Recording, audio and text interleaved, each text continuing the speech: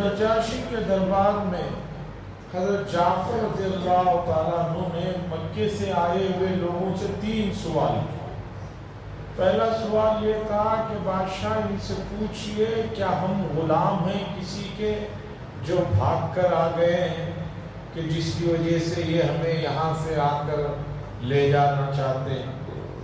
بادشاہ نے پوچھا کیا ان میں سے کوئی غلام ہے جو اپنے آقا کے یہاں سے بھاگ کر آ گیا؟ تو ان لوگوں نے کہا، عمرو بن العاص نے کہا نہیں، یہ سب کے سب آزاد ہیں اور شریف اور اچھے گھرانے کے لوگ۔ دوسرا سوال حضرت جعفر رضی اللہ تعالیٰ عنہ نے پوچھا، اے بادشاہ ان سے پوچھئے کہ ہم نے مکہ المکرمہ میں کسی کو ناحق قتل کر کے چھپ چھپا کر بھاگ کر چلے آئے کہ بدلے میں یہ ہمیں لے جا کر وہاں قتل کرنا چاہتے ہیں؟ بادشاہ نے پوچھا کہ ان لوگوں نے کسی کا وہاں خون کر دیا ہے، قتل وغیرہ کر دیا؟ تو ان لوگوں نے کہا، عمرو بن العاص نے کہا نہیں، انہوں نے کسی کا خون بھی نہیں کیا۔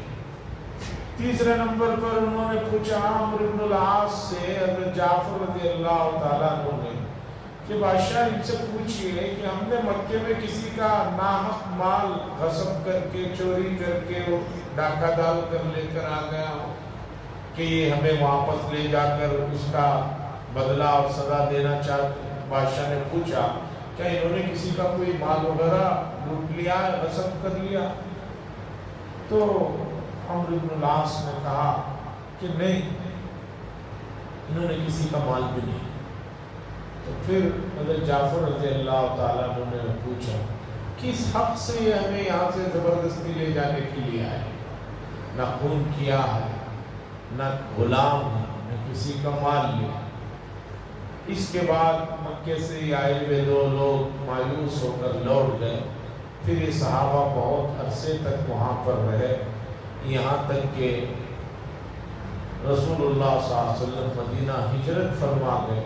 پھر یہ لوگ واپس مدینہ منورہ، حبشہ سے سیدھے مدینہ منورہ پہنچے تو رسول اللہ صلی اللہ علیہ وسلم حضرت جعفر رضی اللہ تعالیٰ عنہ کو دیکھ کر بہت خوش ہوئے اور اٹھ کر کھڑے ہو کر آپ نے گلے لگایا اور فرمایا تمہارے آنے کی خوشی بہت زیادہ ہے کہ مجھے اندازہ ہے۔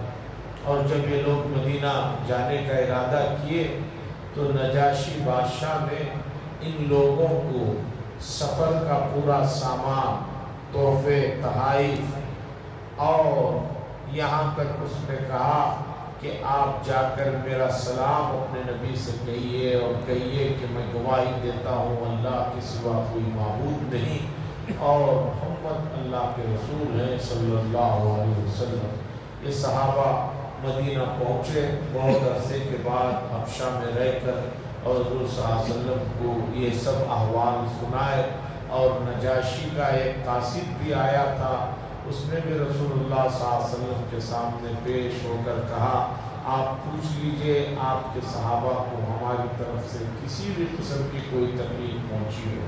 سب نے کہا نہیں، بہت اعزاز و اکرام کیا۔ اور حضور صلی اللہ علیہ وسلم سے حضرت جعفر رضی اللہ تعالیٰ عنہ نے فرمایا کہ نجاشی نے دعا کی درخواست کی ہے، تو آپ صلی اللہ علیہ وسلم فوراً اٹھے، وضو کیا، نماز پڑھی اور نجاشی کے لیے دعا کی۔ اور روایتوں میں یہ بھی مسئلہ ہے کہ نجاشی کا جب انتقال ہوا تو رسول اللہ صلی اللہ علیہ وسلم نے اس کی نماز جنازہ بھی غائبانہ طور پر پڑھی تھی، اس لیے کہ وہ ایمان لا چکا تھا اور حضور نے فرمایا تمہارے بھائی نجاشی کا جنازہ پڑھنا ہے۔ تو یہاں تک کہ یہ واقعات ہیں، آگے سیرت میں مکے سے جڑے ہوئے اور واقعات ہیں جن کو آگے رکھا جائے گا۔ بتانا یہ ہے کہ اسلام کی صحیح تعلیمات میں بڑی کشش ہے، فطری کشش ہے۔ کوئی آدمی سنجیدہ بیٹھ کر اسلام سے جڑے ہوئے کسی بھی مسئلے کو سمجھنا چاہتا ہے تو قرآن و حدیث میں بھی اشارے ہیں اور خصوصاً آخری زمانے میں حضرت امام غزالی رحمۃ اللہ علیہ نے اس موضوع پر کافی کام کیا۔ اس کے بعد سب سے بڑی شخصیت ہمارے ملک کی حضرت شاہ ولی اللہ صاحب محدث دہلوی قدس سرہ نے حجت اللہ بالغہ نامی کتاب لکھ کر اسلام کے تمام احکامات کو وہ فطرت اور شریعت سے کتنے وابستہ ہیں، ہم آہنگ ہیں اور قریب ہیں، اسے ثابت کیا۔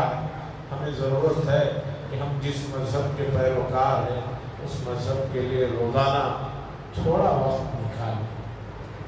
وقت نکالیں، ایسی بے رخی اور ایسی بے التفاتی، ایسی بے نیازی، ایسی بیزارگی یہ انتہائی مہلک اور خطرناک چیز ہوگی۔